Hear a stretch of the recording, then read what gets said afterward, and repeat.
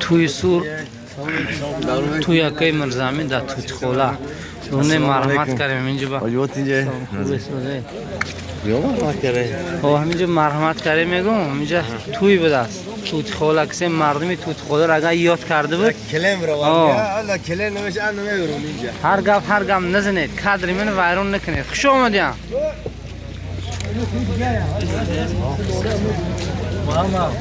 خوش آمدید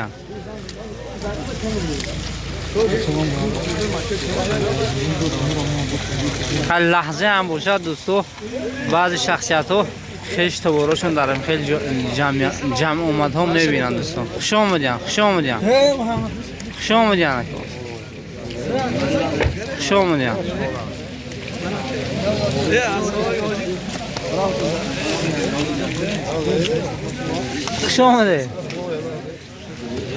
فرصة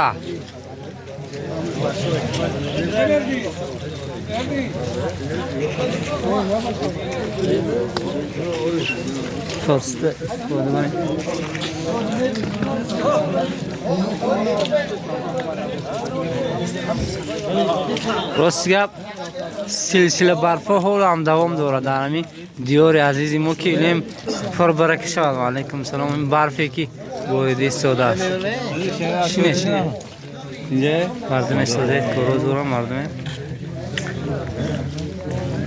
ویدیو پسند آید حتما فکر و اندیشه خود میگوید وقتی کامنتر وقتی لایک میگذارید. محمد لایک نه